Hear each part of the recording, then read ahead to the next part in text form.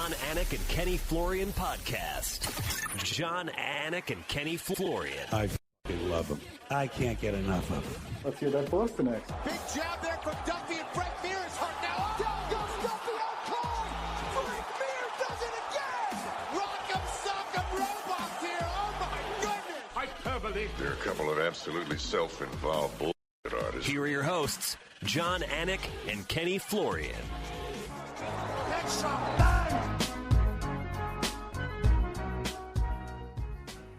We try to tell you folks the sport of MMA is so crazy that it just wasn't going to be a clean win for Tom Aspinall. And welcome into the UFC 321 recap, Ken Flo. I mean, my goodness. Unfreaking believable, dude.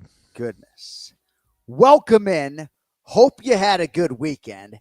Happy to be on the backside of a metal tube for 14 yesterday. It's Monday, October 27th, 2025. It is episode 573 of the Anik Florian Podcast. Thanks for checking back in. Whether you're watching or listening, we appreciate the heck out of you. We'll never take your viewership for granted. Today's episode is brought to you by DraftKings. DraftKings, the crown is yours. Crown is still Tom Aspinall's, Kenny. Yes. But there is just so much to unpack on this main event. We'll certainly do that with Ken Flo. Jason Anik might chime in here over the course of the next half an hour or so. Ray Longo coming up bottom of the hour. We could do certainly 20 minutes straight on Aspinall and Gone with Ray, but we have a lot to get into with Ray, the Umar Nurmagomedov stuff. And we also have a few selections for you. UFC Fight Night Garcia versus Onama. That main event should be particularly explosive this weekend at the UFC Apex. But my goodness, UFC 321 was a vibe until it wasn't. So let's dive right into that. Headlines brought to you by Cuervo. Now's a good time to enjoy the tequila that invented tequila. Tom Aspinall and Ciryl Gane fight for 4 minutes and 35 seconds. And at round one, it ends because of an accidental eye poke, of which there were two, one in each eye for good measure. Kenny, the floor is yours. Where were you and what was your reaction when this fight came to its abrupt conclusion? This is ridiculous, man. You know, I paid $70, $80 for this. And Tom's eye has to go ahead and do this.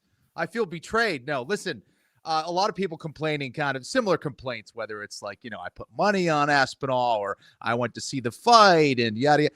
This crap happens in MMA sometimes. And you know, I don't buy the narrative that Tom should have continued. I think he probably knows best. And this is a man who has trained for many years and has fought the scariest dudes on the planet.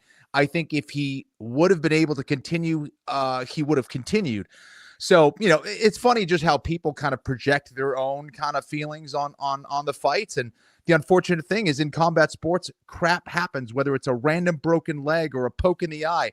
And the other thing, John, is not all injuries are created equal in that you could see a guy barely get scraped in the eye and his eye is done. Like he cannot see. It's the other guy's, you know, finger in the eye and it hits the right spot or the wrong spot. And the guy's able to continue. Like, you know, you got to trust the fighters in these kind of circumstances. And, you know, crap happens. So I'm going to do more listening and probing today because I think my thoughts are a little bit wayward when it comes to this, and I have a lot of them. So my twin brother alerted me to a tweet from Derek Brunson, and it's just one of many opinions that are out there about the actual fight, the 4 minutes and 35 seconds, and some other things as well. So here's what it says, and this is Derek Brunson, former UFC middleweight. In my opinion, Gane was going to cook Tom Aspinall today. In MMA, you cannot sit and wait for fights. Fighters fight the best whenever they're active. Tom sitting and waiting to fight Jones had to be depressing, starting and stopping fight camps, as stated by Tom. And then he goes on to say the no contest was best case scenario for Tom. He got a wake-up call. Gane missed a perfect opportunity today with the Twitter fingers. So a lot to sort of unpack there. And at least as far as the mixed martial arts was concerned, I'm seeing you smirk, and now you're going to sip something, but I just want to throw it right back to you. Why are you smirking? I mean, out of those 4 minutes and 35 seconds, excuse me, I got ice in my mouth. That's a lot to get out of that. Like to predict all of that stuff in 4 minutes and 35 seconds. Right. I agree. That's impressive. Well, no, I agree. Right. Yeah. Because some people are asking me, what happens in the rematch? And I say, I wouldn't be surprised to see a takedown. And Tom pound his head through the canvas, or does he see it'll look as good as he looked in the early going, right? Yeah. A lot of different things could happen, right? But Tom was already dealing with adversity, was already leaking out of the nose. Ciryl Gane looked fantastic physically, mentally, emotionally all week. It was a great week for Bon Gamin. And if any one of these guys is training 25/8, 24/7, 365, it's Tom Aspinall, right? Yeah. Ciryl Gane certainly can put in the training camp of a lifetime, but at least over the last couple of years, we know that Tom Aspinall has been doing nothing but train, Kenny. Mm-hmm. And in this situation, Tom would have and could have fought, but there really wasn't an opponent. He was held out by the promotion. And I bring it up in the broad context of a lot of things that were on Tom Aspinall on this night. Like, did you hear what I was saying? And I know I was talking intangibly, but I said it was the biggest fucking pressure spot in UFC history. Yes. Yeah, and absolutely. I said, could you imagine, come Monday morning if Tom Aspinall lost? Well, he didn't win, and he didn't win. No, I think that it's accurate to say that this was an optimal position for someone like Ciryl Gane, where all eyes were on Aspinall. There was a lot of pressure on Tom, as you said, but does it mean that's the way it was going to go down based on what we saw in round one? No, I don't think there was enough information. I think both guys were still trying to put the recipes together. I don't think I saw enough to say, oh right. My gosh, Tom really narrowly missed that one. He's right. So lucky. No, I wouldn't say that. Both guys were fighting well. Both kind of didn't really dictate that they were going to win that fight or they were in control. They were both trying to figure each other out. That's what I saw. So to kind of go to that next level and say, hey, this was, Gane was going to cook Tom Aspinall or he was going to beat him. I don't know. I think that's a little too early to say. I don't know if one can predict that. Let me just say this, right? Yeah. Given the fact, and it's not as though Gane has been super active, but that Tom fought 60 seconds over the last 23 months, I would submit to you that if I'm David Gane, right, Ciryl Gane's brother, mm-hmm. I'm feeling like this is a real missed opportunity, right? It was certainly going well. You're right. Statistically, Tom got a lot done as well. The numbers were pretty close, and I think a lot of us still feel like mixed martial arts for mixed martial art, Tom Aspinall is a takedown away from potentially really changing the complexion of this fight quickly, mm-hmm. right? And I do think a lot of bettors, and by the way, they all got their money back if you bet it, right? It's a no contest. Yeah. A lot of bettors, I think, are probably going to be salivating at a better price for Tom Aspinall in the rematch, and other people are going to be like, man, I'm still getting Gane at plus money, and maybe they'll lean, in your opinion, too far into the 4 minutes and 35 seconds. But if I'm Team Gane, Kenny, right, I had my athlete in the best shape, mentally, emotionally, physically, and I had already leaked the fuck out of the dude's nose. My jab was beyond established. It was, snapping heads back like a fucking Pez dispenser. And I got to really learn to keep my fist closed because this was a hugely missed opportunity. Absolutely. And I think you nailed it right there in regards to how things were going for Gane. And for Tom Aspinall, who, again, I still think they were trying to establish themselves as fighters and figure out what was going to go on. But I think it's an advantage for Tom because now in the back of Gane's head, he knows he can't be posting his hand out or palming his hand out to post on the head of Tom Aspinall. He's got to keep that fist closed now, right? So there's going to be that. There's going to be the criticism levied towards him for the eye poke, all that stuff. Yeah. And Tom experienced about as good of a start for Ciryl Gane as you can experience. And I think he'll be that much more prepared for the second time out. Right. And that's certainly piggybacks upon what I'm saying. Right now, Tom gets to have touched that canvas and sort of gets that out of his system. Yes. So in terms of the eye poke, right, and I'll never forget, Bilal Muhammad just writhing in pain / tears, feeling simultaneously from that Leon Edwards eye poke the gravity of that injury at the time. And maybe that was more of an injury than we have here. I don't know. But also just knowing that for Bilal, that opportunity had gone away. And it did eventually come around again in a title fight, right? But Daniel Cormier experienced some really bad eye pokes, as has Stipe and so many different other fighters. And before we get into what the heck to do about it as a sport, mm-hmm. and 1 point deduction is a cool idea, folks, but it's just not enough, right? It's just not enough, especially if you get a finish. But in terms of Tom Aspinall not getting the benefit of the doubt in the court of public opinion, Kenny, it's really hard to blame a guy, right, regardless of the leaky nose or not, not being able to see and having to deal with that, Jason Herzog would have been well within his right to take 2 points away. But if the fight ends in a finish and you lose your championship, then I'm not sure it's worth the price of admission. Eye pokes are a really unique thing, Kenny, and not for nothing, if to add context over 15 seconds, my son punched me square in the left eye last night, and I was glad it happened so I could sort of feel maybe a little skosh of what Tom was feeling, because for a minute there I thought I couldn't see.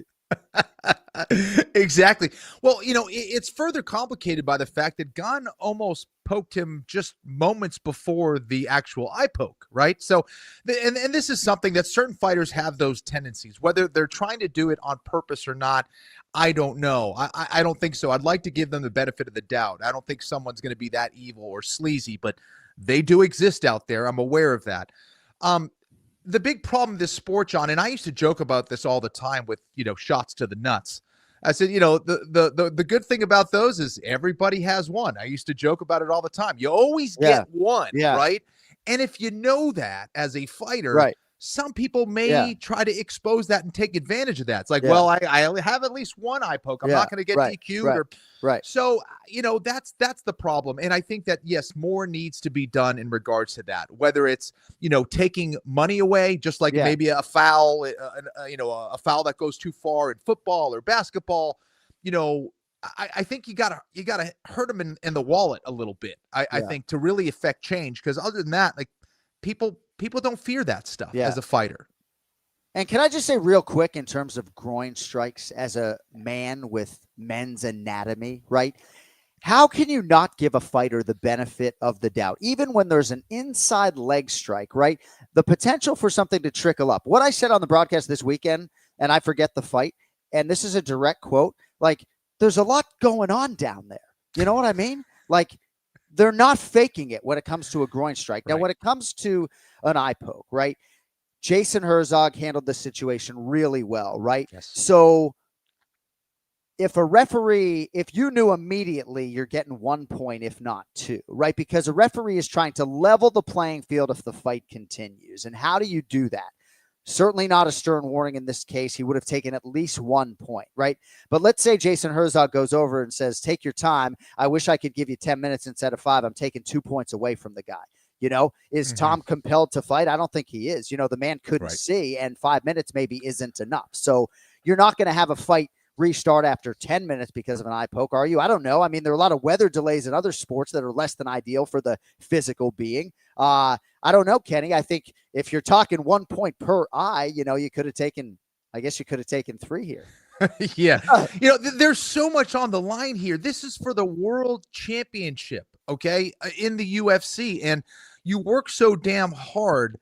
Why would you go out there with one working eye or half of a working eye? Like, the other eye was affected as well. It's Cyril Gahn in front of you. This isn't just some bum off the street. So why would you risk all of that? Yes, it sucks based on the timing, and it was round 1. Yeah, that hurts, and that's horrible after all the work you put into it. But come on, you can't also just throw it away, and the risk factor for everyone is going to be a little bit different. My producer, Cody, wants me to push out a link because we're live, so I'm going to just do that before we get back to the conversation. So they're going to run it back ideally as expeditiously as possible, and it seems as though there's no permanent damage for Tom Aspinall. And I think for him, Kenny, he just has to tune out the noise. Yep. It's going to be fascinating with this new television deal to see what happens. It's not going to be December, folks, in 5 or 6 weeks, right? I would be absolutely stunned if that happens. So I think, you're looking at first quarter 2026, but I wouldn't be surprised if it ends up being, March. Now it's going to build, Kenny. It's going to be massive. The betting line's going to be smaller. There are a lot of layers to it, but if you are Tom Aspinall right now, it's just crazy to think that he's sort of ingesting this after what the last 2 years have held. His mental toughness is going to be challenged further, I guess. Yeah, absolutely. And, it's got to be tough for him. And I think, in some ways, it's better that it went down this way because he has the opportunity to redo, right? And that there was so much on his shoulders heading into this one. And of course, there's probably going to be even more criticism in some ways levied towards him. But honestly, I think Tom's going to make the best out of this. I'm just glad that he's okay. His eye is going to be okay, and he's going to be able to fight another day. Jay, if you are watching, feel free to chime in anytime or pop in here. But I just wanted to get to a few other things in my notes when it comes to Tom Aspinall, and then we'll get to Umar Nurmagomedov and the new champ Mackenzie Dern and all of those things. But so if Tom Aspinall, right, I think the learning lesson for all fighters, right, if he doesn't want to fight Ante D'Elia for the world championship, D'Elia's fighting this weekend, and if you don't know, he's his teammate, right? You just don't need to say it, right, in terms of if the fight eventually really materializes and the Croatian becomes the number one contender, right? And I bring it up in the context of Dana White's comments post-fight about Tom Aspinall, and there was nothing really there unless you want to lean into something, right? You know, Tom not continuing or whatever the quote is that might get sensationalized by the media, you know, but when Andy Aspinall, one of my favorite people in MMA, is caught on a hot microphone doing an interview saying, you know, I want Tom to fight out his contract, you know what I mean? These just aren't necessarily things that are going to endear you to the boss. You know, for me as a broadcaster back in the day, saying this is a must-win scenario, not going to endear me to the promoter. Learn that lesson hard, right? So I think for Tom Aspinall, there are lessons to be learned, right? So you always want the benefit of the doubt from the boss, right? And so maybe you don't want to be suggestive of his number one pet peeve that you won't fight a teammate or have your dad talk about you going to boxing and things like that. But what I wrote to Tom privately is just got to tune out every bit of noise right now, which I think he is mentally tough enough to do. But Kenny, like if you think there was pressure on him going into UFC 321, I mean, you know, Dateline London, this is UFC 327. He's going to have the weight of the world on his shoulders to try to beat Cyril Gane. It's going to be insane.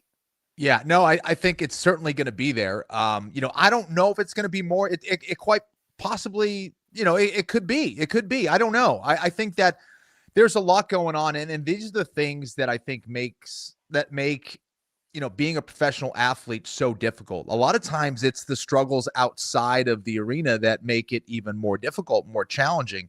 You know, especially if, you know, there's things going behind the scenes, whether it's a contract or a problem with the boss or problem with the coach or whatever it is. There's a lot for him to deal with. And we're going to find out just how mentally tough Tom Aspinall is. Now, I feel like Dana White loves Tom Aspinall and Cyril Gane. They're great heavyweights. You can just tell these are the two best heavyweights in the world, and the rematch should be absolutely enormous with this backdrop. But, man, it's just a crazy, crazy sport, and mixed martial arts sort of always gives you something to chew on, oftentimes more than you think it's going to give you. There are many other angles to this, Kenny, and thanks to everybody joining us live here on the Anik Florian Podcast. John Jones. Mm-hmm.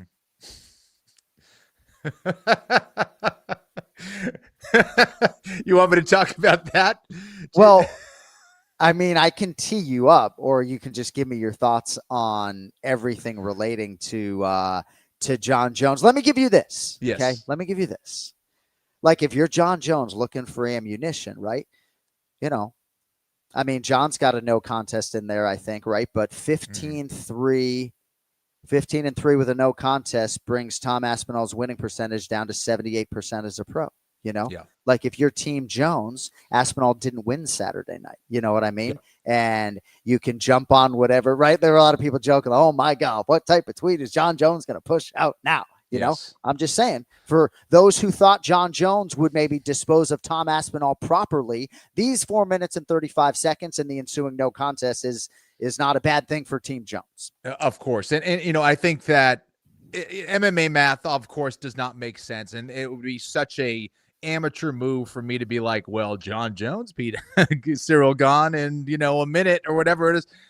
Tom Aspinall was struggling out there. Okay, you know, different fights, different times. I wasn't saying that. There's so no, I know. But you know, people are gonna say that. And but all of that said, John Jones is looking very good in this situation, being like, guys, you guys think it's easy. You know, I go out there, I win fights. You guys, this is making the case for why I would rather fight Pereira instead of Tom Aspinall. So yeah, exactly.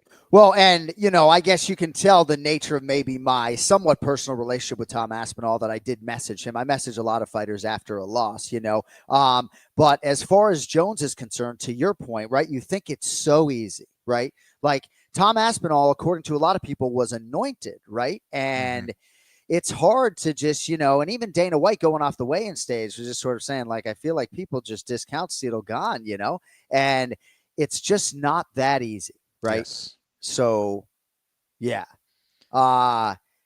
And I really don't even need to talk about John Jones and Alex Pereira and their collective desire to fight one another at the White House, because a lot of signs point to that, and that's fine. The heavyweight division has all this high-level business now, and we'll just see how soon Tom Aspinall can turn around and, whom that benefits. I think it stands to reason that there could be a lot to gain for both guys in those 4 minutes and 35 seconds. My gosh. Congratulations to the new undisputed strawweight champion, Mackenzie Dern. So I'm really happy for Mackenzie, and it's interesting. I want to sort of peel back the broadcast curtain if I could a little bit, because I will tell you guys, and this is just me being a man of veracity and taking whatever comes out the other side. As I'm watching this fight live, 5 feet away, I'm not thinking this is close, right? And I felt at times maybe that Daniel Cormier was giving Vina Kakara-Jandiroba maybe too much credit, right? And so it's interesting for me to hear some of the criticism of the broadcast that maybe we were too pro Dern, because I felt like I gave Virna, I think maybe round 2, one of the early rounds, but this just felt like it was all Mackenzie, that she was doling out all the significant violence and damage and was the better fighter, and that I felt like, and I don't like this word, that she would have been robbed had she lost this fight. So it was interesting for me to walk out the other side and sort of be privy to some of that criticism, which we take as constructive, but I felt like Mackenzie Dern fought phenomenally and deserves to be the undisputed UFC strawweight champ. I agree with you, man. Listen, I tend to watch these fights sometimes with the volume off. I got the kids running around. I got all the other stuff. And I'll go in social media and see some of the results before I watch. And, whether it was the Tom Aspinall and Gane fight or this one between Jandiroba and Mackenzie Dern, it's just crazy some of the narratives that you see out there. And I go out and watch it, and I'm like, Mackenzie's winning almost every round. I don't understand what's going on here. Like, I absolutely agree with you, John. I think there could be maybe an argument maybe for all 5, but yeah, I had it rounds. I had 4 rounds for Mackenzie. I thought that she was way more effective, even, getting taken down more times. I thought she was way more aggressive off her back. She was landing Ken Slow style, bro. Dude, she was nasty with those elbows. I love it. And she looked absolutely determined to win that belt. Like, I don't think I've seen that look in her eye before, that look of confidence, that look of aggression. Like, it was a perfect night for her. And I thought Jandiroba looked great too, but I don't think it was enough for someone like Mackenzie. She was on that night, and, she wasn't perfect, but confidence-wise, mentally, how sharp she was, generally speaking, on the night for her ground game, her striking. I thought she was the more effective fighter for at least 4 rounds. She's had a lot of pressure on her to become a world champion. There was pressure on her to become an MMA fighter. And now she's going to have financial freedom because of it, which is absolutely incredible. And the commitment, has been unwavering. And you might have heard us say on the broadcast, there were times early on when she was getting ready for her UFC debut where the sparring sessions brought her to tears. And now she's the world champ, and Jason Perillo and her dad, Megatone Diaz. You just feel so good for these people who have put so much into this. And she's just such a breath of fresh air. She's so vulnerable with us and what she says, right? She says, and there's no way you get something like this from a Valentina Shevchenko type about an opponent. But she says, I see Vina Jandiroba all week. This is Mackenzie talking, and she and her team are all filled with joy, and I'm not really feeling that. And then finally my daughter gets here, and I feel that. And, Mackenzie's dealt with a lot in her personal life when it comes to some circumstances. And so to have Moa there in Abu Dhabi for the championship fight and in the octagon, just absolutely incredible. And even early on, you could tell when she was walking out that Dern had some healthy nerves, and Jandiroba looked like had, like she had all week, had this championship aura about her, but Dern got it done in a big way, and thankfully it wasn't controversial. She sure did, man. And it's impressive. Anytime you get some of these guys, these competitors, women and guys, that IBJJF world champion multiple times, ADCC champion. So to come from the grappling background, be a world champion there, come over to MMA and get it done. It's extremely impressive, especially when you saw her first fight or her first several fights in the UFC, where you're like, I don't know if MMA is for her, man. Grappling, she should maybe go back to grappling. A lot of people were saying that, but slow and steady wins the race, and she put a lot of work into this. She came in phenomenal shape and got it done. I'm extremely impressed with her performance and very, very happy for her and her team. And she's ready to defend the belt, which you got to love. She's already calling out Tatiana Suarez. I still think, for me, when it comes to Islam Makhachev and Zhang Weili, it's well within reason that they would go back to their respective divisions. Certainly, there's already traction for Islam Makhachev versus Ilia Topuria. And the thing is you can be sure that Makhachev has complete focus on Jack Della Maddalena, who figures to be a huge problem. I mean, to me, that betting line is nuts if anybody's like plus 200 or anything like that. Mm-hmm. But I really do believe that Zhang Weili could very well show up back in that bracket. And I think if you're Mackenzie, Dern, with respect to Tatiana Suarez and everybody else, you better fucking hope not. I mean, let her stay put at $125, right? Yeah, stay up there, Zhang. Stay up there, Weili. Yeah, exactly. You look great up there. All right, would you rather sneeze confetti or have your burps smell like roses? Ray Longo coming up in 2 minutes, but still a lot to unpack when it comes to UFC 321, Ken Flo. I don't know the extent to which I want to lean into all the eye poke noise when it comes to Tom Aspinall, but there is a segment of people, fighters included, who sort of want you to fight through some of that, and every eye poke is different. I know that was sort of part of your thesis statement, but I don't know if you want to draw on personal experience, either in sparring with an eye poke or in fight with an eye poke, but there's some people who sort of would have liked to have seen, I don't know, maybe Tom make every last ditch effort to try to sort of open that eye and get back in there. Yeah, the problem is that those people aren't in there and they don't know what that pain is like. Yeah. I've dealt with it. Like I remember when I fought Gray Maynard, I was, blind in one eye for a little bit, at least for half a round. It was not fun. And when I fought Sean Shirk, I wasn't poked in the eye, but I had his blood in my eye, and it was like someone put a red curtain over my eyes, and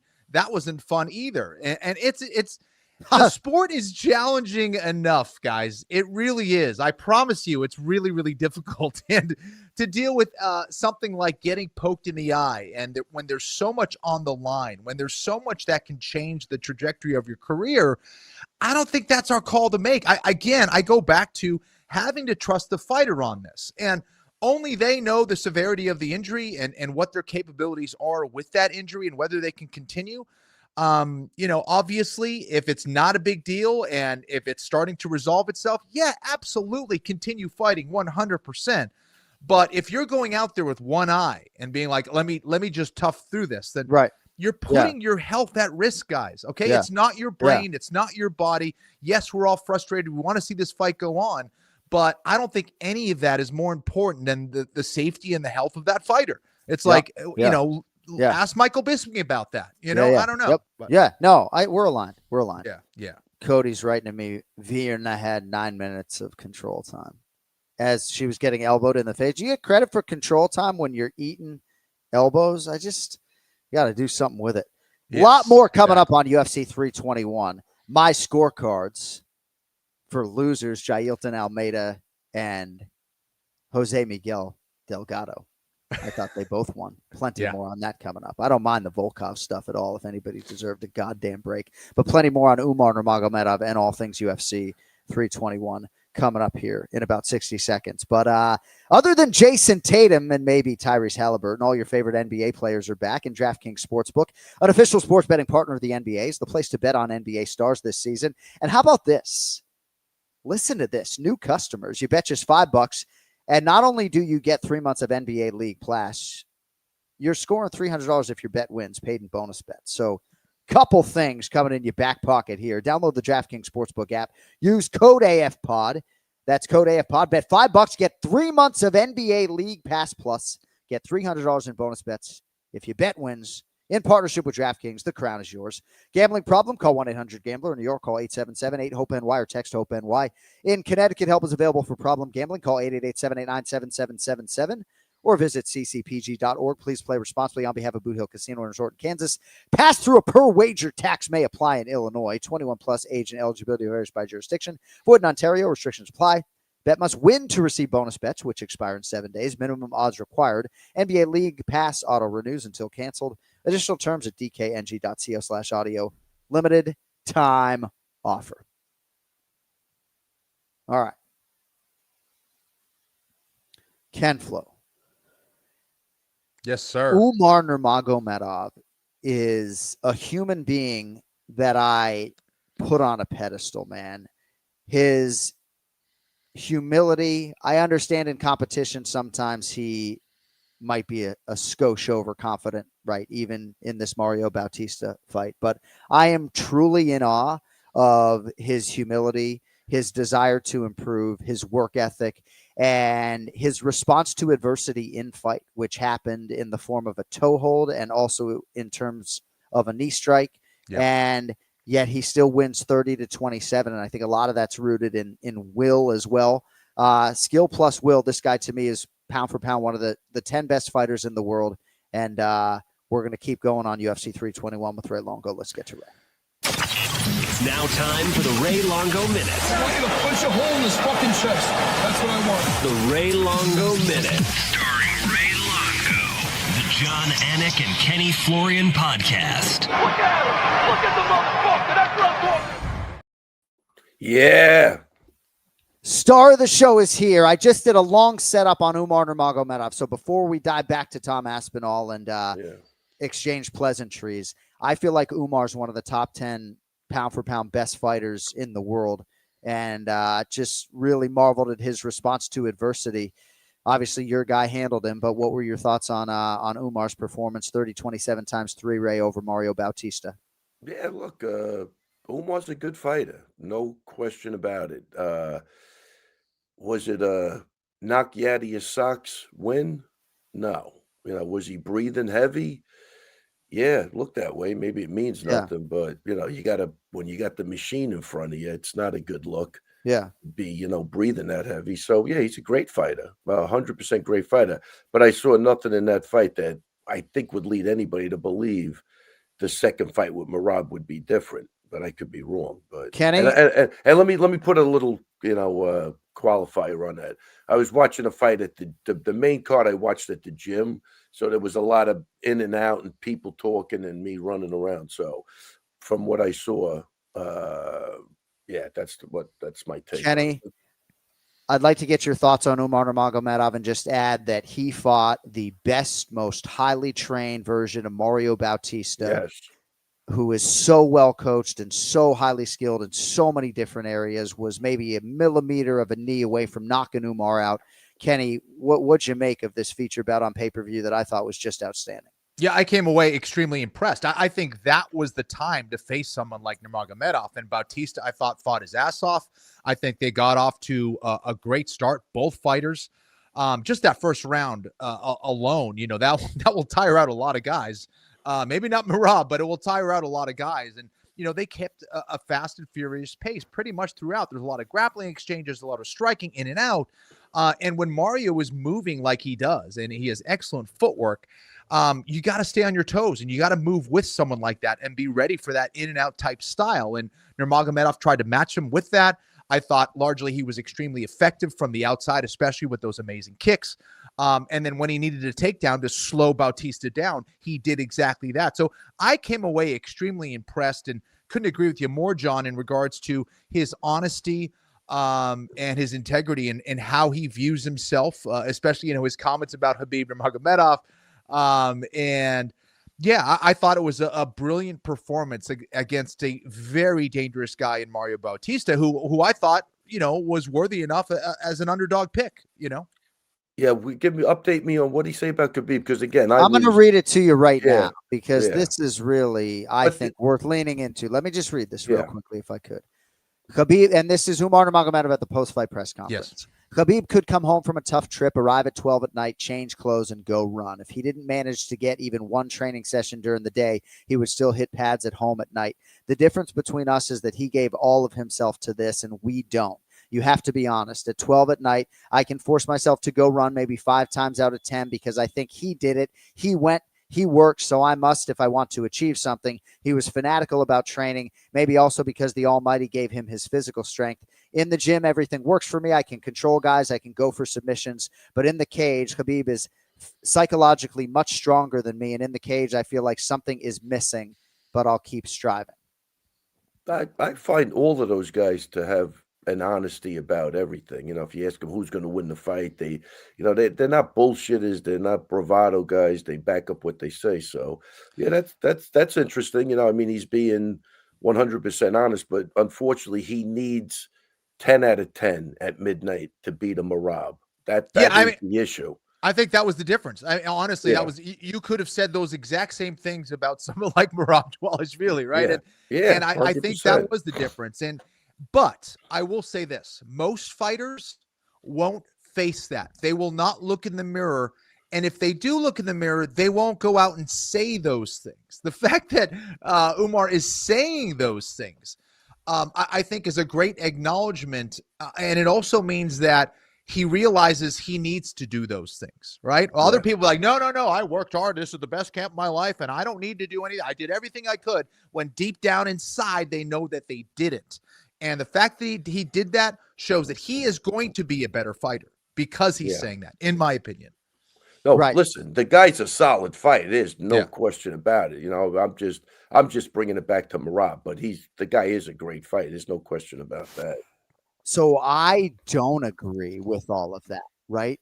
The only reason he's not the champion is because there's a man who is tracking right now to go down as the greatest mixed martial arts athlete of all time.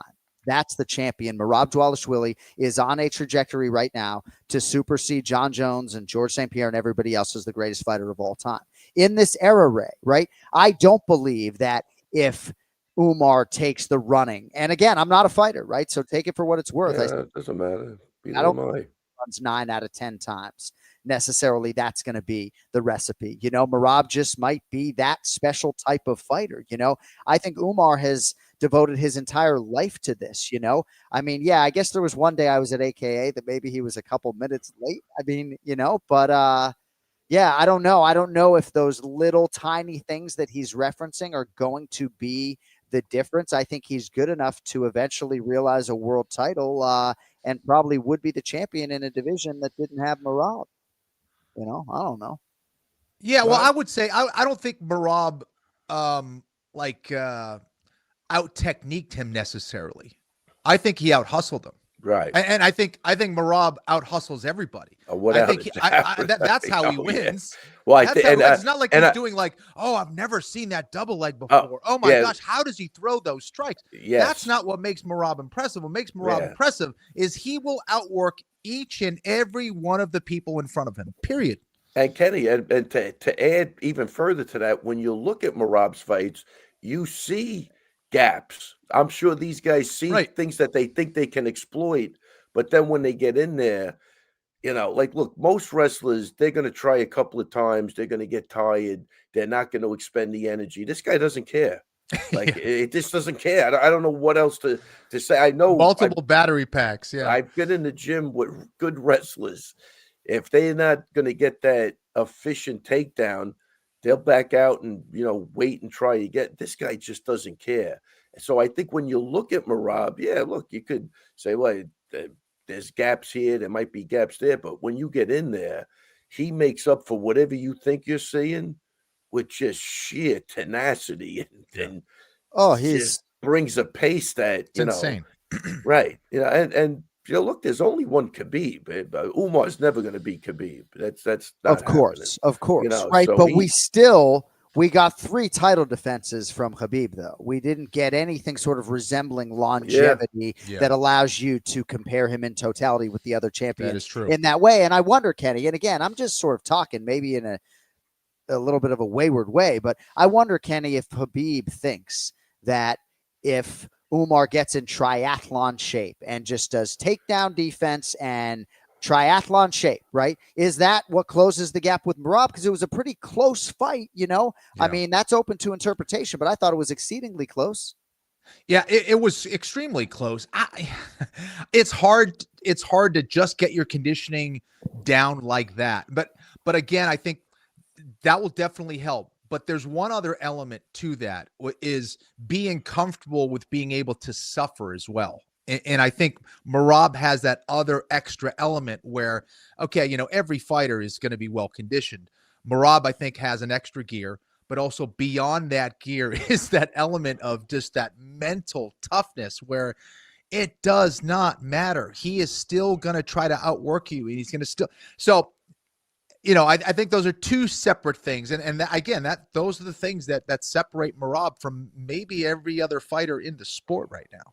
Yeah, and I tell you, I do think the first fight was close, but it was close because Merab kind of let it be close. He was kind of goofing around a lot in the fight. You know what I mean? Like, if this guy the second time, he instead of, he'll put you down, maybe keep you down, make you work harder to get up. I think the pace is going to be way worse in the second fight.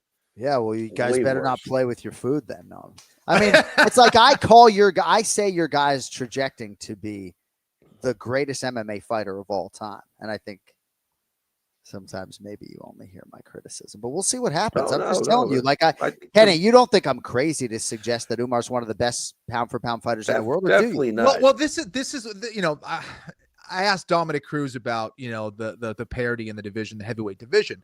And he's like, well, Tom, of course, is going to be one of the GOATs because there is no other equal. The problem is what makes you a GOAT is your competition. And the 135-pound division is absolutely insane. Look at the variety of fighters, right, and specialties and experience in that division. There's so many great fighters in that division, and Merab is beating them all. It's a high level of skill there. Yeah. And that's what would make Merab, in my opinion, I think, would support your argument, John. And I think as good as the 155-pound division is, I still don't think at the time that Khabib was fighting that Khabib had that same level of competition that Merab does. So, yeah, I agree with you. Yeah, I think you're spot on, John. So I understand that Umar got knocked down by Bekzat Almakhan in Almakhan's UFC debut. And by the way, it's a very talented fighter, right? And certainly Mario Bautista, as I mentioned, was an inch away here. By the way, so much respect for Battleborn Mario Bautista. Joe Romero, I need a Battleborn Mario Bautista design if you'd be so kind. He hates the fucking Super Mario stuff. So, but we'll do Battleborn for Mario. We're going to get those t-shirts out there, hopefully johnanik.com at some point in the not too distant future, trying to get Mario going a little bit. I mean, Kenny and Ray, if we could just real quickly, I thought Mario just fought valiantly and again, just in phenomenal shape to try to take advantage of the, biggest opportunity of his career, Ray, right? No, 1,000,000%. No, that kid's a stud too. You got to remember, I think the other thing now is Umar actually has like a bullseye on his head because people have propped him up to be the next big thing. So people are game planning for this guy really to the max. You know what I mean? Like anybody that fights him wants to win like he's the champ also. Yeah. I believe anyway. You know what I mean? Like that's a big name on your resume. So Right. I think Corey Sandhagen came in very prepared and had a great fight with him. And I think this guy, the same thing. Umar's just a tad better, and that's what you're saying. But I think people are game planning, and Mario, of course, did a fantastic job. And again, he could have had him out of there, Ken, what'd you think of Mario, man? I thought you could have given him a round in there, I guess. He fought his ass off, man. I think he did everything he could to win that fight. I think he ran out of skill a little bit against someone like Umar, especially when it came to the wrestling. But, man, I thought that he had his moments in that fight. There's no question about it. Yeah, one of those rounds could have been his, but I just think it was just excellent time management and execution from Nurmagomedov. That was the difference. I thought he really was on point. Both fighters were on point. I just think Umar just did a better job of knowing how to win those rounds. Showed some really great experience, high-level experience there. Both guys just really going for it. Yep. Ray, I would love to give you an opportunity to chime in on the no contest between Tom Aspinall and Ciryl Gane. I don't even know where to go. My heart goes out to Tom Aspinall. I don't know why this motherfucker's the victim in this shit. Yeah. But every time these guys, what would you do about it, Ray? What would you do about it? I'll tell you one thing I do about it. You poke a guy in the eyes. First off, it's I give an automatic 2 points, an automatic point. Who wants their coach? I mean, as a coach, who wants to see that guy get poked in the eye and viciously poked in the eye in the first round? I don't give a fuck about continuing. This shit is done. To me, it's done on purpose. Every eye poke is intentional. It's got to be 2. You're absolutely right. Not good. It has to be minimum 2, because then if you win the round, right, then you're up 10-7 in a 3-round fight, right? And then maybe you're incentivized to fucking continue if you can half see. Yeah. Yeah, I'll tell you, the first thing is, I don't know. I feel bad for Aspinall. He shouldn't take any criticism at all. He said it in the ring. I got my fucking eyeball pushed to the back of my head. Like, what do you want the guy to do? Right. I mean, I tell you, if you want to see the fight go on, give him a half hour to recover. Yeah. Let him go in the back. You want the fight so bad? Let the doctors come in and treat him. Let them squirt some drops in there. I don't know. I'm serious. Kenny, I know you're laughing, but this is what I'm saying. I was talking about weather delays in American football games earlier. Yes, you take him to the back. And for an eye poke, you give him 20 minutes if you're so bloodthirsty, right? Yeah, exactly. I agree. Their genius way of dealing with it is whatever you do, don't say you can't see. We're not going to ask you. I mean, how crazy is that? Hey, Doc, whatever you do, when you go in there and look at him, don't ask him if he could see. Because obviously the motherfucker can't see, and then the fight will be over. Well, that's actually brilliant. That's brilliant. You want the guy to fight? Let him get treated. I don't know. There's got to be something better than that. You're blaming Aspinall. Yeah, right. You know what I mean? Right. I mean, why would you not want to poke a guy in the eyes in the first? Why? What's the incentive not to? You're going to get a warning, and you're going to compromise the guy. And this, I was just saying, Ray, it's like everybody knows they get at least one foul. Whether it's a shot to the nuts, or maybe you get one shot to the nuts, one to the eye. Oh, they're 2 different fouls, so I'm good. It's like every time. What do you think about fining fighters? Do you think that would cut down on it? That's interesting. I would try anything. First off, I would try anything. I'd come up with a list and I'd go right down. You have to stop it, because it was. I got to tell you, yeah, I get it. It ruined the night. Everybody wanted to see the fight, but to make that guy the victim, I think, is just horrendous at this point. And again, it's part of the game. You fight with one eye. I don't know, man. Then let him poke the other guy in the eye. Make it even. I don't know. I don't know. I really don't even know at this point. Oh man. Yeah. It's not like look, you could take an illegal blow and it could be okay. But if it's not okay, it's not okay. Nobody show me.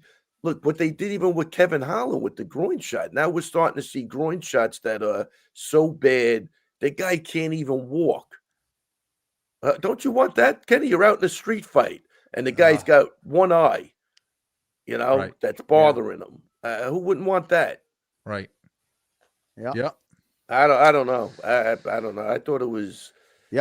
What's going to, it's a guy goes in the robber's store and the guy fucking cracks him in the head with a bat. He's going to jail, not the guy robbing the store. Right. Like, it's the same shit. Like, are you teaching the Three Stooges defense now, Ray, for the fight for your fight? At this point, you have to. I'll tell you what I do teach, though.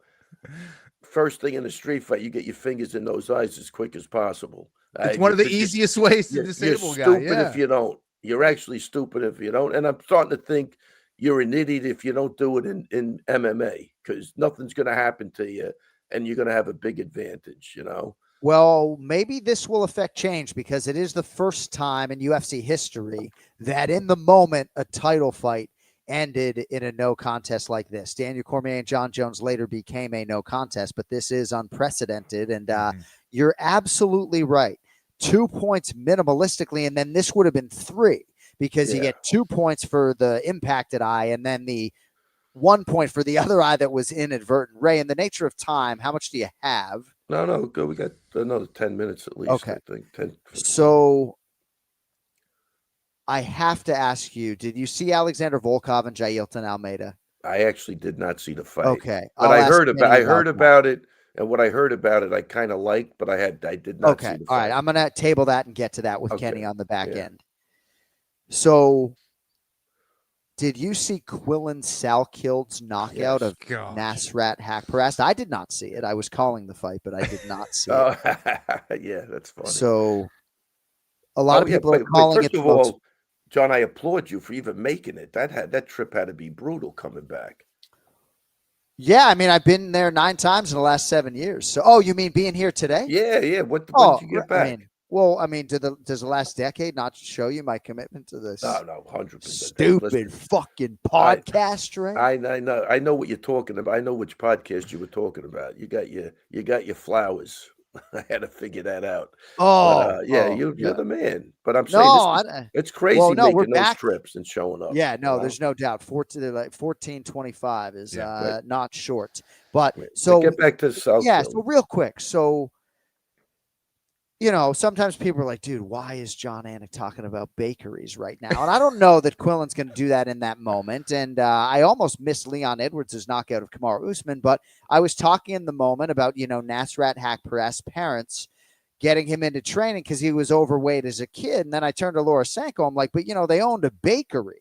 So I was going to say, I know the kid's overweight, but if my parents had owned a bakery, I was a fat kid anyway. I would have been fat fuck if my parents owned a bakery. So I say the bakery thing. And then, God just seems to, for better or for worse, I think for better, put me in these positions where all of a sudden I say the word bakery and the next thing you know, it's the knockout of the year. And people are like, man, Anik's just on one. Can we replace him? And it's like, well, maybe next year. But, so, and then it ends up being the knockout of the year. I didn't see it live. I saw the replay, and I just brought it up here before some of the main card stuff because some people are calling it the most vicious knockout they've ever seen, Kenny. Dude, again, there's only been a few moments in this sport where I'm actually terrified and really, really worried for the other guy. And that was one of those. I was very concerned for Haqparast. As soon as he touched the side of his head, he was out. And he was falling with a limp body, with his head already tilted out to that side where if, landed, he could break his neck. I mean, that was a very, very scary knockout. And, unfortunately, Haqparast was kind of dropping his hands, his hands were kind of moving up and down with that kind of style. And, man, he got caught at the wrong time. But that was a scary knockout. Yes, it was amazing, but it was also scary. I tell you what a pussy for not getting up quicker though. Yeah, no? Right. Oh, too early. Sorry about that, guys. I mean, that's what I'm saying. When does it stop? That kick was vicious, and that poor guy. And please, Nasrat, that's a joke probably at the wrong time. But, yeah, I mean that's a terribly timed joke. He was out for a lot. Well, I'm just trying to make a parody of how fucking crazy everything is. Well, I'm thinking right now, this was the first time I trotted out twitching on the canvas since Luke Rockhold and Vitor Belfort. And now I'm all of a sudden having regret here live in the moment because, Cody's saying he thought this could have been disastrous. And I get, that he was out for a while. And like Kenny said, he went out. Then it's the fall after that, Yeah. And, well, Quillen Salkild with a amazing highlight for the young kid from Perth, WA. And we hope Nasrat takes his time to recover. He had won 5 fights in a row. And Quillen Salkild attended the first 3 UFC pay-per-views as a fan in Perth. He wasn't even training when Nasrat Haqparast made his UFC debut. He wasn't even training when Nasrat made his UFC debut. And he's got the best mustache in the UFC. He does. Ray, would you rather sneeze confetti or have your burps smell like roses? Would you rather sneeze confetti or have your burps smell like roses? Sneeze confetti. Yeah. Be a party every time. Yeah, I tell you. Well, I tell Party you, every time you sneeze. When I sneeze 9 times successively, so I would go on with the burps somebody's and the roses. birthday, I'd rather sneeze confetti. But outside of that, I'd rather burp roses or whatever the heck the thing was. Would you rather have the power to bring good luck to others or always have good luck yourself? Ooh. Wow. All day we don't have. Yeah. Well, I mean, I think I bring a lot of good luck to people. I'll take it for myself this time. There you go. Very honest. Kenny, would you rather have the power to bring good luck to others or always have good luck yourself? Well, if I have good luck, then I'd be able to spread all that good luck to other people, right? It's so interesting. Kenny always takes it to an intellectual level that I can't go to. It's not fair. I can't go to that level. So for me, and I say this honestly, like, oh, it would be amazing to be like, and you get some good luck. And you get some fucking good luck, like Oprah. You know what? You over there, you look like you're down on your fucking luck. Here's some. So to me, that's a no-brainer. Ray, would you rather have a personal chef or a personal trainer for life? Personal chef. Ken Flo? A personal trainer or a personal chef? Yeah. Personal chef. Yeah, I thought for sure you'd say chef, Kenny, right? I mean, if abs are made in the kitchen, I mean, let's start there. But I feel like I could even be my own personal trainer. A few of these guys online are fantastic, though. Ray, would you rather only be allowed to use spoons or only be allowed to use knives for the rest of your life? Ooh. Can't kill anybody with a spoon, Ray. Maybe you could. Maybe you could. Oh, no, you definitely could kill somebody with a spoon. But I'm going to take the spoon. I can cut with a spoon and pick it up. Once you cut with a knife, well, you got to stab it. Then I'm going with the spoon. And you're already a trained killer. Right? Ray, would you rather dance? Would you rather dance together in the rain or cuddle by the fireplace on a snowy evening? Oh, man. Man, I think I've done both of those things. I'm going to go, I'm going to cuddle by the fireplace. I like that. Question for both of you, Kenny, will lead with you. Would you rather have people think you're hilarious or hot? Hot. I like that you recognize the vanity. Yeah. Ray, would you rather have people think you're hilarious or hot? Man, I'm gonna follow Kenny. I'm gonna go with hot. I'd much rather people think I'm hot. Yeah, you know? Absolutely. And you guys are laughing, so man, I'd like to think I'm funny and hot, but I guess you can't have everything, Kenny. You know what I mean? I know it. Ray, 2 more and then we'll let you get the fuck out of here. Would you rather make out with a celebrity crush or instantly receive $10,000? Oh, I'd like to make out with a celebrity crush. Yeah. If you had said the other, we were going to give you a raise. Wait, what was the other thing? Kenny, would you rather make out with a celebrity crush or instantly receive 10 G's? Careful. Celebrity crush. Yeah. Huh. Yeah. And Ray, before we get John out of here, would you rather have a pet sloth that wants constant cuddles or a pet cheetah that can make sandwiches? How did that one get through? We got to go. What is that? I don't know. What is that? Go. Sorry. What the hell is that? I joked that some producer came up with these. Holy crap. That's it. Oh, man. Well, Halloween's around the corner. Would you rather always have a clown nose on your face or wear a bright yellow clown wig for every formal occasion? Jesus, I tell you. Oh, my gosh. No, I mean, it goes on to say, would you rather have a talking pet pineapple that dispenses strange advice or a pet rubber ducky that sings your innermost thoughts aloud? Ray, you like cotton candy rain or jelly bean hail, or would you like to get on with the rest of your Monday? Oh, I'd like to get on with the rest of my Monday. Jelly bean hail. Yeah, love you, buddy. Ray, take it easy, guys. See you, buddy. Take care. And I'll tell you, wear glasses at all times. That's a nice kicker on the way out. You're the best, buddy. Thank you. Take care. Ray Longo Minute every week here on the Anik and Florian podcast. Kenny, did you see the fight between Alexander Volkov and Jailton Almeida? I did, sir.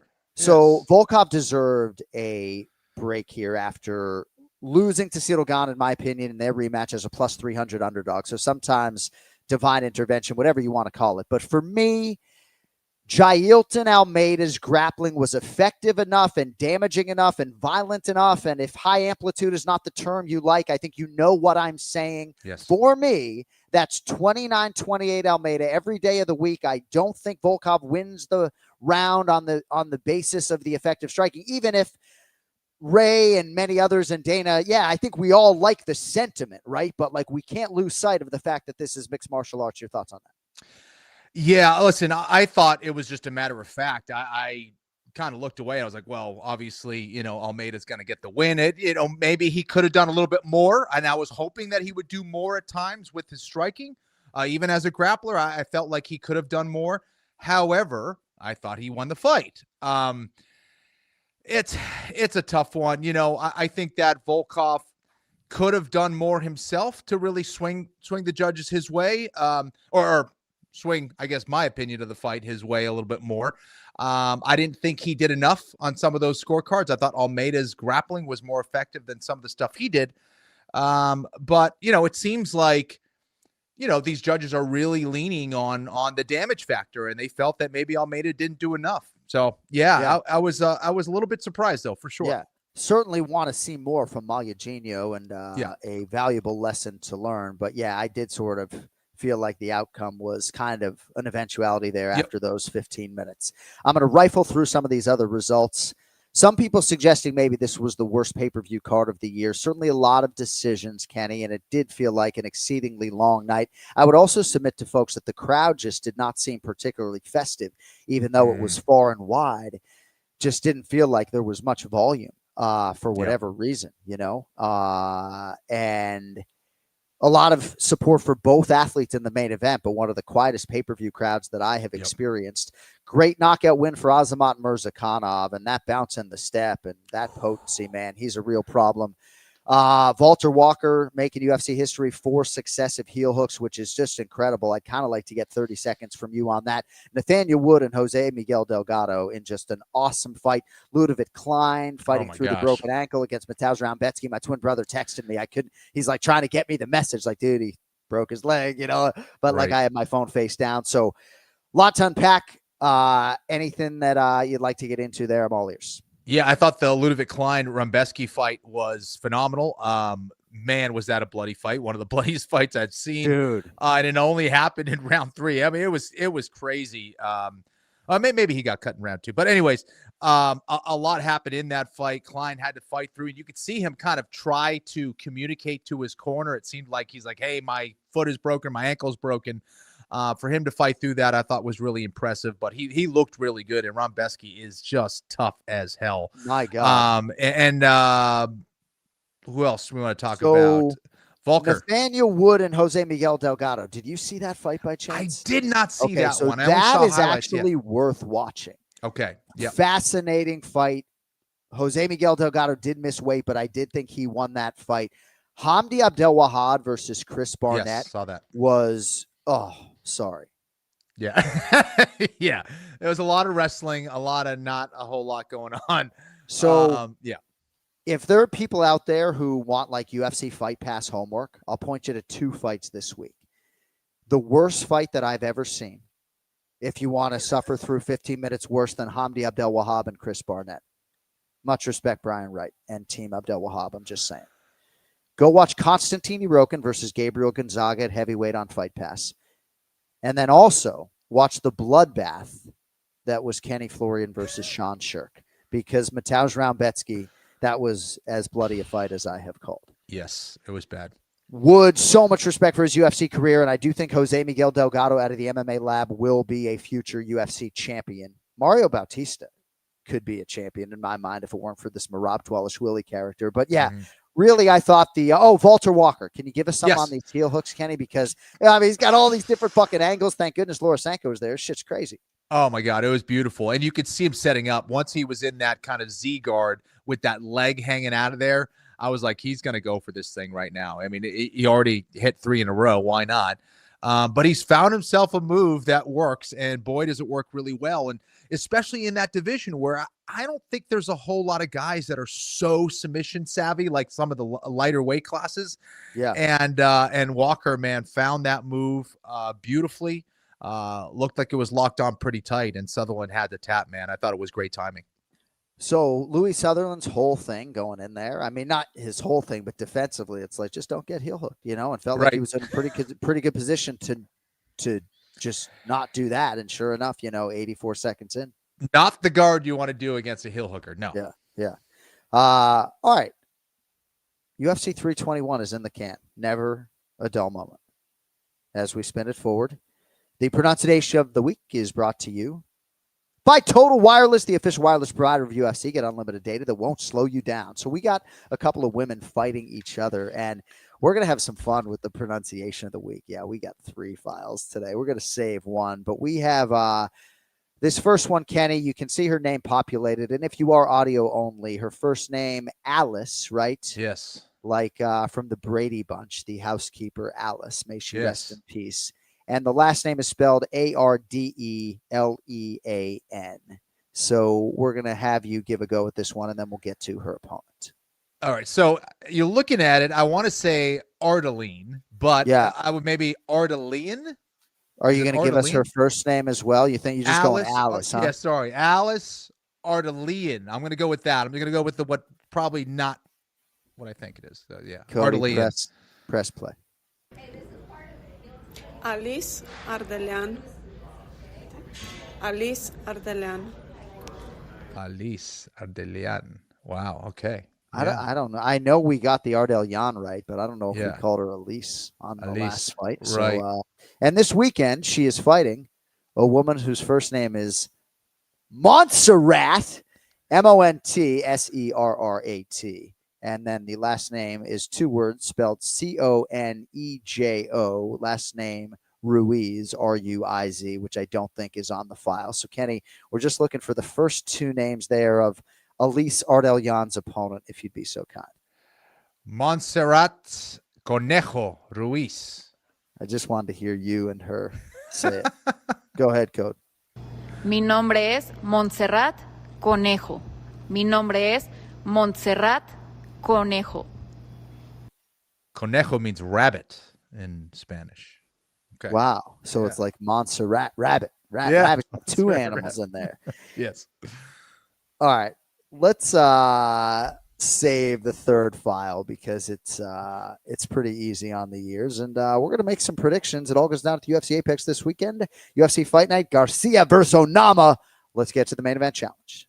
It's the main event challenge. Anik. The time is most definitely now. Florian. I finish fights. I'm going to do everything possible to win. The main event challenge. The John Anik and Kenny Florian Podcast. Yes, that was Kenny Florian in the octagon with Joe Rogan. I'm going to do anything possible to win in my Boston accent. High-pitched voice is gone. So is the Boston accent. Brian Petrie, good to see you, buddy. How we doing? Good to see you, too. I love when you put Bray in a blender with the Would You Rathers. We had a similar game when I was in high school. It was basically, instead of Would You Rather, like, would you blank for $1 million, right? And it was always fun putting people in blenders with that. Yeah, I did really bad things sometimes. This one thing I shouldn't have done for money that I did because it was against my better judgment, vodka induced. Yeah. So we're gonna make some selections today. Sure. Now you guys were gonna make 4 picks. Mm-hmm. Right, Bri? But you're making 5. Yeah. Right? And you guys all understand why. Of course. In the women's bantamweight division, Norma Dumont -142, Ketlin Vieira +120. Big Norm, need I say more? Big Norm getting absolutely royally fucking screwed by all these comebacks, okay? Amanda Nunes, Ronda Rousey now? Like, does anybody other than the Anik and Florian podcast want to acknowledge this beyond a modicum of a fuck, Kenny, right? Norma Dumont, Bella Horizonte, Minas Gerais, Brazil. She's won 5 in a row, right? Former champions, former title challengers. She's won a 5-round fight in the UFC. She's won 8 of 9 since being knocked out by Megan Anderson in her UFC debut. Bri, I guess the big issue, other than the big names, Kayla and Amanda, and potentially Ronda and everything else. 0 finishes. Yeah. What's she going to do about it this weekend? Ketlin Vieira, the opposition kid. Big Norm. Shout out Paul Shag for the Big Norm. Listen, Big Norm got a little bigger. You know what I mean? She's got a little more big to her on the What do you mean? A little the chest side there, Johnny. Little chesticles. She got a little serious? bigger. Very serious. And she looks fantastic, right? She looks incredible. I know she went through divorce. Do it, girl. Do what you're doing. You know, does Erica Petrie still watch the show? Of course. She knows. She knows. But I, you know, I'm obviously a fan of Big Norm. You know what I mean? I think she is, you know, besides the finishes, she's a tough girl to get out of there. She's thick, she's big, she's sturdy, she's hard to get taken down, but she's fighting a girl exactly the same way as her. They both like to slow the action down. Ketlin Vieira only has 1 finish in the UFC, and they both like to just slow it down, cage walk a little bit, cage control. I'm going to hit you with like maybe 30 strikes and see if we get a decision. I mean, the over 2.5 is probably minus 800. If you're a whale, empty everything on that because this isn't going to get finished. But I think it's Big Norm by decision. I think she's going to get it done. I think she's faster. I think she's a little more athletic. I do think I like her hands a little bit better than Vieira. I think Vieira, she stares a little too much. And then, you know, she's stubborn to get taken down, but she just doesn't do enough when she stops a takedown. I don't know if she's worried getting gassed out or what. She's obviously durable. She's obviously tough. But there's just some kind of block sometimes when she gets in there. And I think Big Norm is past that. She's on a nice little winning streak right now. And yeah, I like Big Norm in this spot. Of course I do. Ken Flo, Ketlin Vieira, 9-4 in the UFC. Pretty good career in her own right. Couple of 5-round wins over Holly Holm and Misha Tate. Fought Kayla Harrison, tough as hell as well. But yeah, kind of takes the air out of the balloon overall. Not putting anyone away, nor in seats, I guess. What do you make of the bantamweights that you are picking here today, sir? Yeah, Ketlin Vieira is a good fighter. I would like to see more volume. I'd like to see more activity. And I think that, you know, the problem with that also is that she's a little flat-footed. And that is going to be a problem for Big Norm. Nice. Girl. Girl. You got it going on, girl. I think that, you know, her footwork is really good. Her ability to get in and get out and strike and use versatility with their strikes with speed, I think is going to be the difference here. I think the way Ketlin can win this fight, if she's able to kind of ground Big Norm out, if she's able to hit some takedowns and slow it down, not going to be the most exciting fight, but that's how she wins it. Could she do it? Yeah, potentially. Yeah. But I think Norma is going to be more active. I think she's more dynamic, and I think that's going to be more impressive to the judges if this does go to decision, which I think it will. Yeah.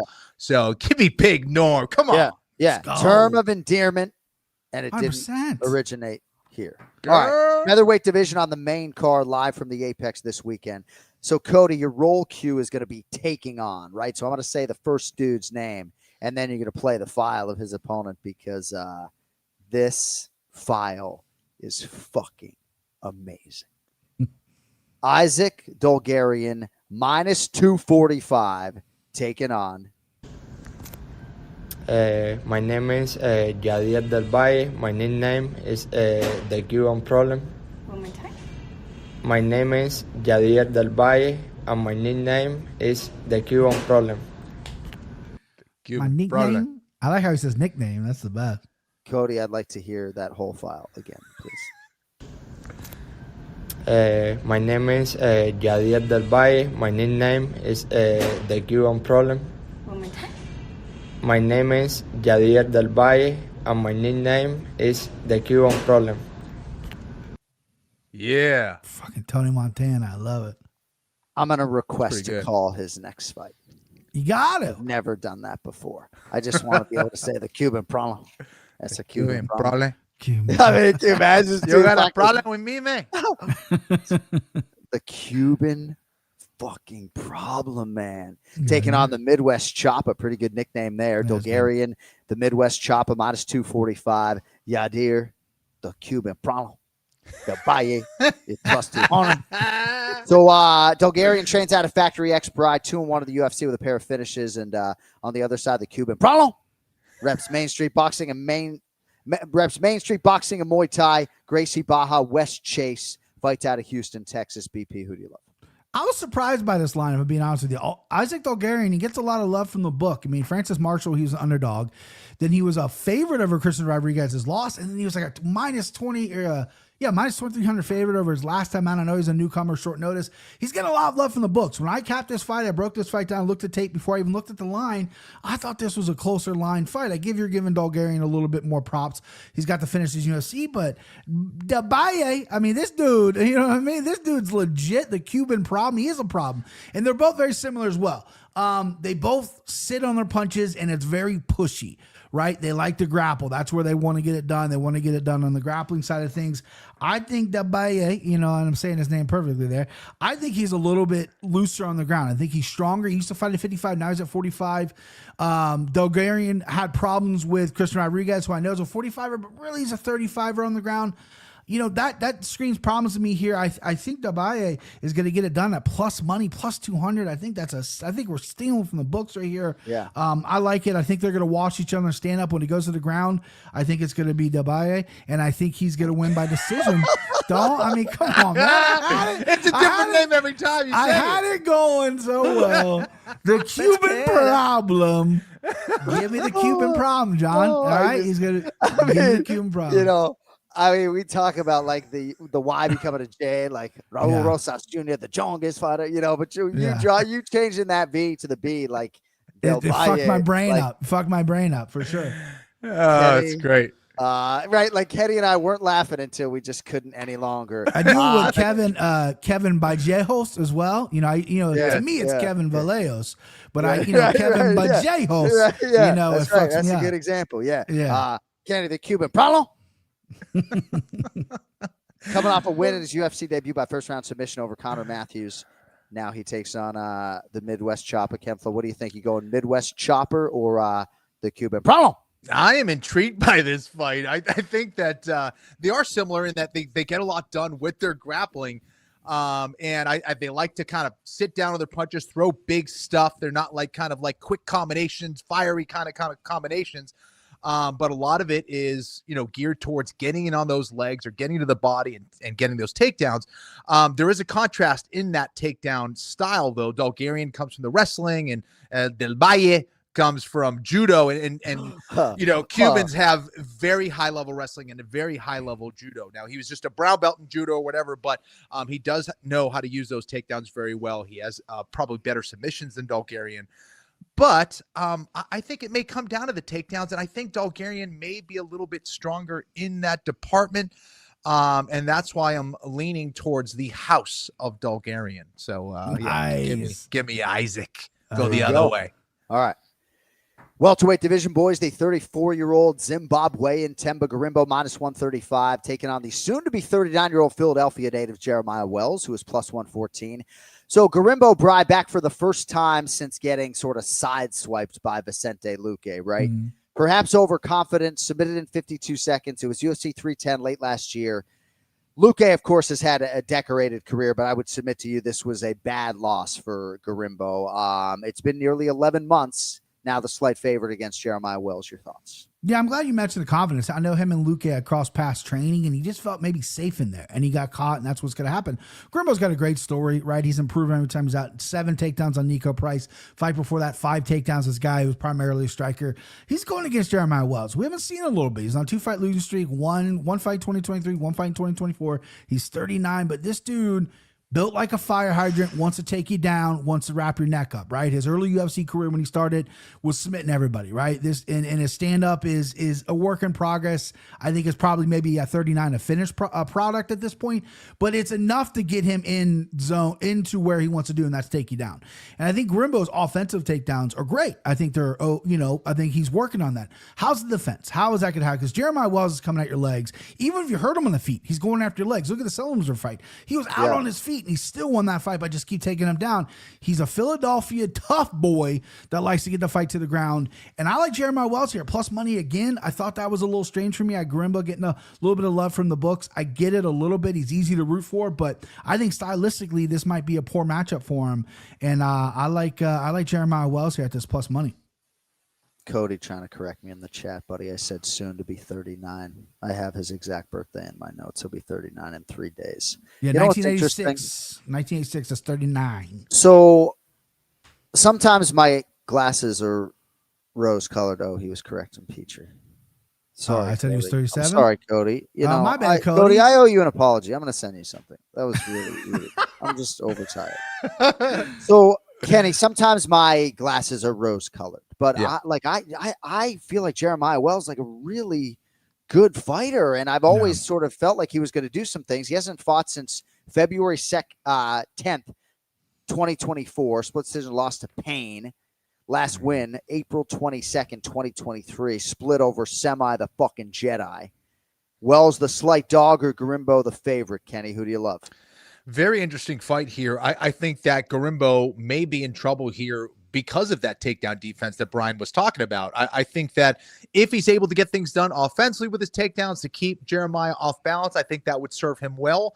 I do think he's going to be the more technical striker, but do not sleep on the power of Wells. Wells may not be the prettiest striker out there, but if he lands, he hurts you, and he's got some serious power. The dude is bricked up for sure. And, when I'm looking at this fight, I'm leaning towards the underdog here as well. I think Jeremiah Wells is due. I'm sure he kind of likes this matchup stylistically. Garimbo coming off a loss here after being very consistent. I think now would be the time to fight someone like Garimbo. So give me Jeremiah Wells. All right, Brian, big fight at heavyweight. Waldo Cortes-Acosta -115. Ante Delia -105. So the Croatian Delia trying to pick up Team Aspinall here.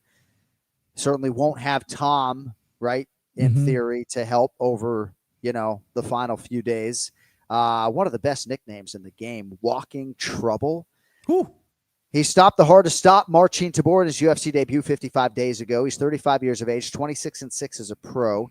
Ken Flo was there, I believe, when he won the 2022 PFL title. Now sort of a pick him here, Brian, against Cortes-Acosta. Your thoughts on the heavyweights, if you'd be so kind. Yeah, I can be honest. I was a little sour on Salsa Boy early in his career, but now I'm kind of with him with the little salsa. He's 34, which is a baby in the heavyweight division. Yeah. And he came from a different sport. So I still think he's growing. I still think he's improving. My thing is, he fought Thursday Spivak, which I picked against him. I thought the takedowns would be too much. He proved they weren't. He's athletic. He's got a right hand, he's got a big overhand, either side, big overhands. And the one thing he doesn't check leg kicks, but he just doesn't give a fuck, right? I don't ever see him. He switched stands a little bit, but I never see him limping or whatever. Gets his legs chewed up. He's like, fuck it, whatever. Like, the guy's mentally here, and he's constantly improving the UFC, which I like. He's a nice little, he's got some nice wins in the UFC, but he's still in his infancy. Then you get a guy from the PFL, Tom Aspinall's guy. Tom Aspinall won't fight this guy. He's solid. He obviously looked good against Tybura, but I watched his PFL fights as well. There's some hiccups in there as well. I think he's really good as a front runner. When some resistance comes back to him, I think he can fade. He's been put out before. And I think Acosta's going to put this guy out. I do. I think Acosta's power's there. I think he's explosive. I think he's prime. And I like Acosta in this spot. A guy I don't pick a lot. I don't give a lot of love to. But I'll be saucy on Saturday night with a nice little win in my bank account there, babe. It's so interesting because you got kind of quiet too when you picked him, as if I hope Kenny didn't hear. Cortes-Acosta 7-2 in the UFC, 5-fight winning streak. Flow ended by Sergey Pavlovich. No shame in going 15 hard with that monster, huh? Good opportunity though to bounce back, right? Because Delia has some traction, the Aspinall rub, everything else people talking about him. Ken Flo, what do you think about the co-main event? I think it's a really interesting fight because Ante Delia, I've seen him when he's hot and I've seen him when he's cold. And defensively, he is vulnerable to getting hit and hurt. He is tough as nails. I've never seen the guy smile ever. I love his nickname. The guy he's all business all the time, dude. Once. I've never seen him smile ever, ever. But the dude means business, man. But he's going against a guy in Waldo Cortes-Acosta who knows how to land shots. He has a knack for finding the chin. He's got some power himself. And I think he's going to be fired up knowing Ante Delia's credentials. So Brian is sharp. He knows what's going on. So, yeah, while I definitely think Ante can go in there and win this fight and maybe even make it dominant, he could also lose this fight. And this being his UFC debut, a big fight here in a big spot, I don't know which D'Elia is going to show up. And Waldo's been pretty consistent. So I'm going to go with Waldo Cortes-Acosta as well, man. All right. Featherweight main event. Right back to the flow. Steve Garcia, -130. David Onama, +110. Onama 6-2 in the UFC. It's a great fight. I mean, I rewrote the promo to say expect this to be an absolute scene win, right? Yeah. Onama 6-2 in the UFC. Kenny, 31-year-old out of Uganda, trains at Factory X. I think he's an outstanding, well-versed fighter. Strength of schedule, I guess, just okay. Steve Garcia, mean machine, mean finisher, always has been, even pre-UFC. He's 33. Albuquerque, New Mexico, Jackson Wink Academy, slightly better UFC record, 7-2 in the UFC. Better strength of schedule, in my opinion. Fascinatingly close fight, but Kenny, I do believe Garcia deserves the slight distinction as the favorite. I'm glad I don't have to make a pick. You guys do. Ken Flo, take it away. This should be a fantastic fight. I think that Garcia needs to get off to a good start, or at the very least, don't let Onama get off to a good start. Onama can be a fast starter, and you don't want him to get that much of a lead, especially now that he's accrued a lot more experience. And of course, all the momentum of winning heading into this fight. I think Onama is going to be the more athletic guy, but Garcia is going to be the bigger man, the physically, I think, more powerful guy. I think he might be a little bit better on the ground. I think that Garcia is going to hit a little harder. It's tough to tell. I think that, yeah, John, I agree. I think that Garcia's probably faced the better competition. And for that reason, I'm kind of leaning on him to win this fight. I think that it probably favors him if it goes into those later rounds. I think it probably favors Onama earlier in this fight. But, Onama is a very dynamic and dangerous fighter. And I think he's finally kind of comfortable in the UFC now. So tough time to be fighting Onama. But give me Steve Garcia. Brian Petrie, Steve Garcia, David Onama. They will lock the door behind them this weekend at the Apex. Who do you have? I love that UFC's giving these two guys a main event spot here because this is going to be an amazing fight. Both these guys deserve it. Onama, action-packed, so is Steve Machine Garcia. I slept on Garcia a little bit. I remember seeing this Charlie Ostaveros fight, and he got dropped like 3 times. I'm like, oh, man, you're getting dropped in this fight. Then he got dropped by Shailin Nurembeki, and I'm like, oh, you're getting dropped in this fight as well. He had been knocked out previously, so I was worried about the chin, but these fights he's been putting together, man, he sits down on his punches better than anybody I've seen. He's almost, when he fights, he's almost already kind of sitting. And that left hand is awesome. His kicks him from really low, good directions as well. And he's got big power. And Onama, who is mixing in wrestling, landed 3 takedowns last fight before that landed a takedown. He's obviously getting better. He's a big physical guy for 145. He also is no stranger to some dog fights as well. You look at the Nate Landwehr fight, look at the Mason Jones fight he took on short notice. But this is 5 rounds. And I know Steve Garcia prioritizes his conditioning. Like, this guy can go. He hasn't been 5 rounds, but he can go. So I think the later the fight goes is for Garcia. I think if Onama wins, it's going to be round 1, round 2 knockout. But I think Garcia is going to take over this fight. I think he's sharp. I think he's prime. I think he's ready for this. I think his takedown defense is okay, but him getting up is even better. Like him, avoiding the ground's really good. And he's fucking nasty too when he gets on top. His elbows are sharp. I'm a big fan of Steve Garcia now. I've been watching tape all weekend on both these guys. Can't wait for the fight. But my strong lean in my pick is Steve Garcia late 3-4 TKO KO. All right, nicely done, boys. We'll see how it plays out. We'll recap the piss out of it next Monday, November 3rd. But time now to put your money where your respective mouths are. Place your bets, brought to you by johnanik.com, where you can get 15% off your show supporting merchandise with promo code One More Sleep. So Ken Flo wins the week. Kenny was minus $782.61. Petrie minus $875. Nice hits to highlight, though. Brian Petrie had Mackenzie Dern by decision, and that paid a $500 wager at plus 225, 1125. Ken Flo hit on Azamat Mirzakhanov at minus 115. Nicely done there. And I did feel like Kenny got squeezed on his straight wager on Jailton Almeida. Yeah. But the lead for Kenny is $17,360. Brian Petrie, you have $1,000 to spend, my man. In which direction are you going? Yeah, I mean, this is not normally how I gamble. I've been seeing some chirps online. It's like, what is Petrie doing? Listen, I'm behind. So I got to throw this Hail Mary, right?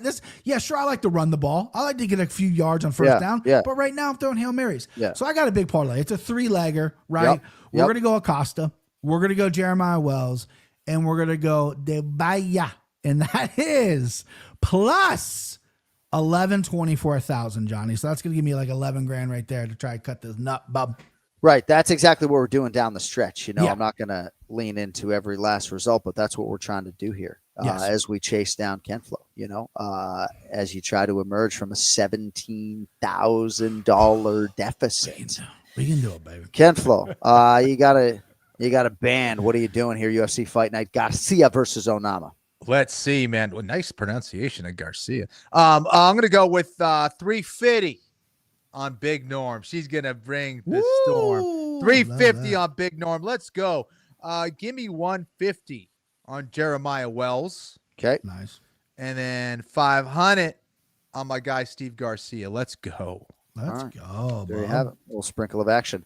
BP MMA Takes podcast later this week, I assume.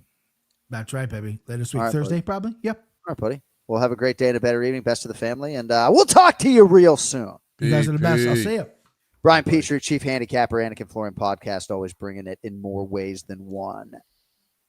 All right, we got to get on out of here. I just have to say in closing, the hospitality in Abu Dhabi is just amazing, right? You want to talk about consistent room service French fries? That's awesome.